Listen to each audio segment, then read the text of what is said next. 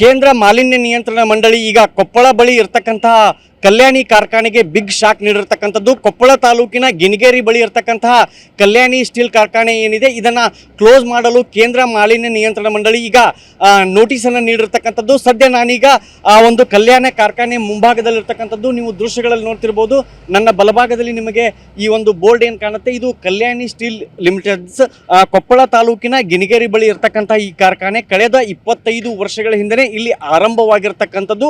ಈ ಕಾರ್ಖಾನೆಗೆ ಇದೀಗ ಕೇಂದ್ರ ಮಾಲಿನ್ಯ ನಿಯಂತ್ರಣ ಮಂಡಳಿ ಒಂದು ನೋಟಿಸನ್ನು ನೀಡಿರ್ತಕ್ಕಂಥದ್ದು. ಅದು ಕೂಡ ಪ್ರಮುಖವಾಗಿ ಈ ಕಾರ್ಖಾನೆಯನ್ನು ಕ್ಲೋಸ್ ಮಾಡಬೇಕಂತ ಹೇಳಿ. ಯಾಕಂದರೆ ಈ ಒಂದು ಕೊಪ್ಪಳ ಜಿಲ್ಲೆಯಲ್ಲಿ ಕಳೆದ 250 ದಿನಗಳಿಂದಲೂ ಕೂಡ ಒಂದು ಕಾರ್ಖಾನೆಯನ್ನು ವಿರೋಧಿಸಿ ಹೋರಾಟ ನಡೆದಿರ್ತಕ್ಕಂಥದ್ದು. ಬಲ್ಡೋಟ ವಿಸ್ತರಣೆ ಆಗಬಾರ್ದಂತೇಳಿ ಈಗ ಹೋರಾಟ ನಡೆದಿರ್ತಕ್ಕಂಥದ್ದು. ಜೊತೆಗೆ ಕೊಪ್ಪಳ ತಾಲೂಕಿನಲ್ಲಿ ಅತಿ ಹೆಚ್ಚು ಕಾರ್ಖಾನೆಗಳಿವೆ. ಕಾರ್ಖಾನೆಗಳಿಂದ ಬರ್ತಕ್ಕಂಥ ಹೊಗೆಯಿಂದ ಸಾಕಷ್ಟು ರೈತರು ಮತ್ತು ಜನಸಾಮಾನ್ಯರು ಕೂಡ ರೋಸಿ ಹೋಗಿದ್ರು. ಕಳೆದ ತಿಂಗಳು ಕೊಪ್ಪಳದಲ್ಲಿ 10ಕ್ಕೂ ಹೆಚ್ಚು ಕಾರ್ಖಾನೆಗಳಿಗೆ ನೋಟಿಸನ್ನು ಕೊಡಲಾಗಿತ್ತು. ರಾಜ್ಯ ವಾಯು ಮಾಲಿನ್ಯ ನಿಯಂತ್ರಣ ಮಂಡಳಿ ನೋಟಿಸನ್ನು ಕೊಟ್ಟಿತ್ತು. ಅದರಲ್ಲಿ 2 ಕಾರ್ಖಾನೆಗಳನ್ನು ಸೀಸ್ ಮಾಡಿದ್ರು. ಈಗ ಮತ್ತೊಂದು ಅದರ ಮುಂದುವರಿದ ಭಾಗವಾಗಿ ಕೊಪ್ಪಳ ತಾಲೂಕಿನ ಗಿಣಿಗೇರ ಬಳಿ ಇರತಕ್ಕಂತಹ ಈ ಕಲ್ಯಾಣಿ ಸ್ಟೀಲ್ ಏನಿದೆ ಇದು ಅತಿ ದೊಡ್ಡ ಕಾರ್ಖಾನೆ. ಹೆಚ್ಚು ಕಡಿಮೆ ಈ ಕಾರ್ಖಾನೆಯಲ್ಲಿ 5,000ಕ್ಕೂ ಹೆಚ್ಚು ಕಾರ್ಮಿಕರು ಇಲ್ಲಿ ಕೆಲಸವನ್ನ ಮಾಡ್ತಾರೆ. ಈ ಕಾರ್ಖಾನೆ ಒಂದು ವಾಟರ್ ಆ್ಯಕ್ಟ್ ಜೊತೆಗೆ ಪೊಲ್ಯೂಷನ್ ಆ್ಯಕ್ಟ್ ಎರಡನ್ನೂ ಕೂಡ ಸರಿಯಾಗಿ ಪಾಲಿಸಿಲ್ಲ ಅನ್ನೋ ಆರೋಪವಿತ್ತು. ಆ ಆರೋಪದ ಹಿನ್ನೆಲೆಯಲ್ಲಿ ಕೇಂದ್ರ ಮಾಲಿನ್ಯ ನಿಯಂತ್ರಣ ಮಂಡಳಿ ಇವರಿಗೆ ಒಂದು ಶೋಕಾಸ್ ನೋಟಿಸನ್ನು ಕೂಡ ನೀಡಲಾಗಿತ್ತು. ಈಗ ಆ ನೋಟಿಸ್ನಲ್ಲಿ ಕೆಲವೊಂದಿಷ್ಟು ಇವರು ವಾಟರ್ ಆ್ಯಕ್ಟು ಜೊತೆಗೆ ಪೊಲ್ಯೂಷನ್ ಆ್ಯಕ್ಟ್ ಎರಡನ್ನೂ ಕೂಡ ಸರಿಯಾಗಿ ಪಾಲಿಸಿಲ್ಲ ಅನ್ನೋ ಆರೋಪದಡಿ ಈಗ ಇವ್ರಿಗೆ ಕ್ಲೋಸರ್ ನೋಟಿಸನ್ನು ಕೊಟ್ಟಿರ್ತಕ್ಕಂಥದ್ದು. ಕೊಪ್ಪಳ ಜಿಲ್ಲಾಧಿಕಾರಿ ಸುರೇಶ್ ಇಟ್ನಾಳ್ ಕೂಡ ನಿನ್ನೆನೆ ಜಸ್ಕಾಂ ಅಧಿಕಾರಿಗಳಿಗೆ ಸೂಚನೆ ನೀಡಿದ್ದು ಈ ಒಂದು ಕಾರ್ಖಾನೆಯ ಎಲ್ಲ ಪವರ್ ಕಟ್ ಮಾಡ್ಬೇಕಂತೇಳಿ ಈಗಾಗಲೇ ಜಸ್ಕಾಂ ಸಿಬ್ಬಂದಿಗಳಿಗೆ ಸೂಚನೆ ನೀಡಿರ್ತಕ್ಕಂಥದ್ದು. ಈಗಾಗಲೇ ಜಸ್ಕಾಂ ಸಿಬ್ಬಂದಿಗಳು ಒಳಗಡೆ ಇರತಕ್ಕಂಥದ್ದು.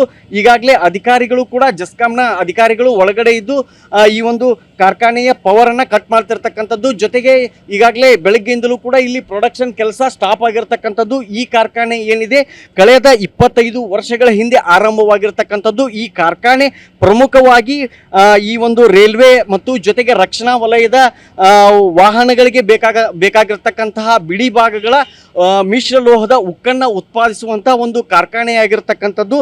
ಈ ಕಾರ್ಖಾನೆ ವಾಟರ್ ಆ್ಯಕ್ಟ್ ಜೊತೆಗೆ ಪೊಲ್ಯೂಷನ್ ಆ್ಯಕ್ಟ್ ಏನಿದೆ ಅದನ್ನು ಸರಿಯಾಗಿ ಪಾಲಿಸಿಲ್ಲ ಅನ್ನೋದು ಈ ಒಂದು ಕೇಂದ್ರ ಮಾಲಿನ್ಯ ನಿಯಂತ್ರಣ ಮಂಡಳಿ ಗಮನಕ್ಕೆ ಬಂದಿತ್ತು. ಆ ಹಿನ್ನೆಲೆಯಲ್ಲಿ ಈಗ ಇದಕ್ಕೆ ಕ್ಲೋಸರ್ ನೋಟಿಸ್ ಕೊಟ್ಟಿರ್ತಕ್ಕಂಥದ್ದು.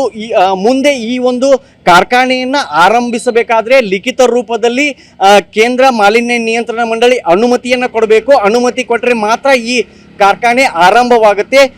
ಈ ಒಂದು ಕೊಪ್ಪಳ ತಾಲೂಕಿನಲ್ಲಿ ಅತಿ ಹೆಚ್ಚು ಕಾರ್ಖಾನೆಗಳಿರ್ತಕ್ಕಂಥದ್ದು ಹಿರೇಬಗ್ನಾಳ ಜೊತೆಗೆ ಕುಣಿಕೇರಿ ತಾಂಡ ಆ ಪ್ರದೇಶದಲ್ಲಿ ಸಾಕಷ್ಟು ಕಾರ್ಖಾನೆಗಳಿಂದ ಜನರಿಗೆ ಸಮಸ್ಯೆ ಆಗಿತ್ತು. ಈಗ ಇಲ್ಲಿ ನೀವು ನೋಡ್ತಿರ್ಬೋದು ಲೇಬರ್ಗಳು ಈಗ ಕೂಡ ವಾಪಸ್ ಹೋಗ್ತಿರ್ತಕ್ಕಂಥದ್ದು. ಇಲ್ಲಿ ಹೆಚ್ಚು ಕಡಿಮೆ 5,000ಕ್ಕೂ ಹೆಚ್ಚು ಕಾರ್ಮಿಕರು ಕೆಲಸವನ್ನ ಮಾಡ್ತಾರೆ.